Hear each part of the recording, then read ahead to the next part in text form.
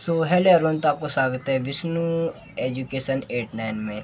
तो आज मैं आपको बताता हूँ, ये मेरा फर्स्ट ब्लॉग है और इसमें मैं आपको स्टडी ब्लॉग है ये मेरा, और मैं आपको दिखाता हूँ कैसे मैं स्टडी करता हूँ। तो आज मैं आपको दिखाता हूँ कि टू लिस्ट मैंने कैसे बनाई है, और मैंने टॉपिक बाय टॉपिक अच्छी तरह से समझने का प्रयास भी किया है। तो ये मेरा ब्लॉग है, वो फर्स्ट ब्लॉग है, और मैं इस कैसे अच्छी तरह से पढ़ता हूँ और क्या घंटे की स्टडी करता हूँ ये मैं आपको बताने वाला हूँ। तो आपसे भी ये रिक्वेस्ट है, इस चैनल पर ना आप भाई लोग मेरे को सपोर्ट कीजिए अच्छी तरीके से, और मैं अच्छी तरीके से इस पर वीडियो बनाऊँगा और मैं आपको कंटिन्यू रेगुलर वीडियो डालता रहूँगा। आप देखते रहिए, मेरी एक एक वीडियो अच्छी तरह से बनेगी, क्योंकि मेरे पे इतने अच्छी, पर ये है कि मेरा एक छोटा ही सा ये फ़ोन है और एक छोटा सा ये मेरे पास अच्छा घर भी नहीं है, और मेरा स्टडी टेबल है जो मेरा एक अच्छी तरह से बना हुआ है। तो चलते हैं, मैं शुरू करते हैं कि आज जो मेरी टू लिस्ट है वो मैं आपको उसी तरह से मैं फॉलो करूँगा। तो ये मेरा स्वागत है इस स्टडी ब्लॉग में।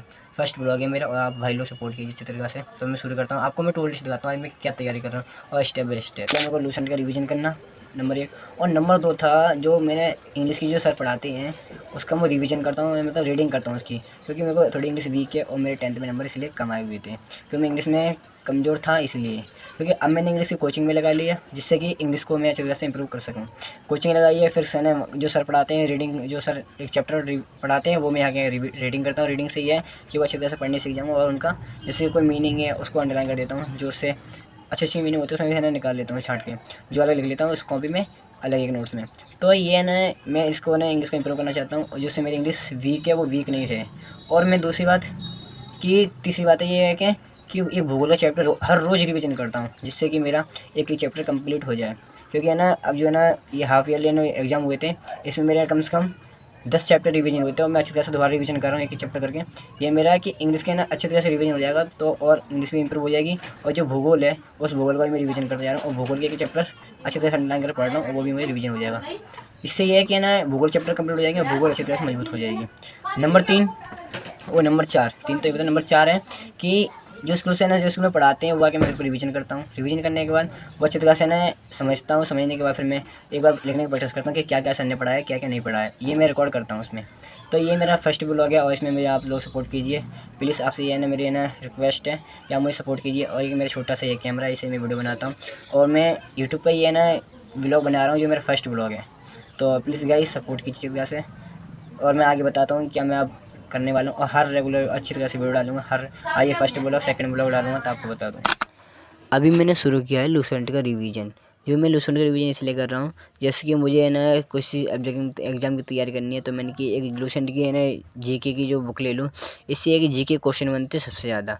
तो मैं इसमें रिवीजन कर रहा था, और रिवीजन इसलिए कर रहा हूँ क्योंकि ये है ना इसमें कुछ ना कुछ हर एक टॉपिक पढ़ता हूँ। इसमें एक दिन आज ये टॉपिक पढ़ा, कल ये टॉपिक पढ़ना, तो ये अंडरलाइन करके पढ़नी पड़ती है अच्छी तरह समझ के। 3 बार तो रीडिंग करनी पड़ती है इसकी। पहले तो मैं बिना अंडरलाइन करे रीडिंग करता हूँ, रीडिंग कर रहा हूँ जब तक रीडिंग अच्छी तरह से हो नहीं जाएगी तब तक। 3 बार रीडिंग नहीं हुई, तब से पहले मैं रीडिंग करता रहूँगा, उसके चौथी बार अंडरलाइन करूँगा। ये जी आज जो क्लास में सर ने इंग्लिश में पढ़ाया था, वो मैंने ने इंग्लिश जो घर पे आके रीडिंग करी थी। रीडिंग करने के बाद 3-4 पैसे ही आराम से रोज़ रीडिंग करता हूँ, क्योंकि जो इंग्लिश को मेरे ना कमज़ोर थी वो इसको इम्प्रूव करने के लिए, इसलिए मैंने इंग्लिश का रीडिंग करने लगा। उसमें जो मीनिंग होती हैं उनको मैं एक कॉपी पर अलग से लिखने लगा, जिससे कि जो मीनिंग होती है वो बहुत बेस मजबूत करती हैं। इसलिए क्योंकि जो ये ना मीनिंग है ना ये बहुत आपके लाभ है, इससे आप है ना आगे बहुत इंग्लिश को है ना इम्प्रूव कर सकते हो। इम्प्रूव करने में बहुत आगे है ना, मतलब कि काम आएंगे बेस मजबूत करने के लिए। इसलिए मैंने इस मीनिंग को अच्छी तरह से लिख लिया है।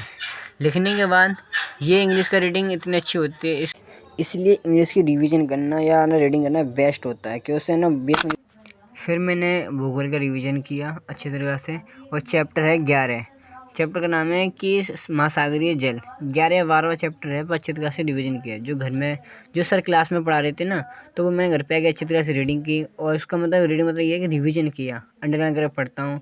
इससे पढ़ने से ये होता है कि जो तुम्हें पता चलता है इसमें कौन कौन से मेन पॉइंट है, उनको जो आप लिख सकते हो अच्छी तरह से। इससे आप पूरा चैप्टर समझ जाओगे इसमें क्या कहना चाहता है। अगर आपको मेरी वीडियो अच्छी लग रही हो तो लाइक करें, चैनल को सब्सक्राइब करें और बेल आइकन प्रेस करें। अब मिलते हैं आपको नेक्स्ट ब्लॉग में।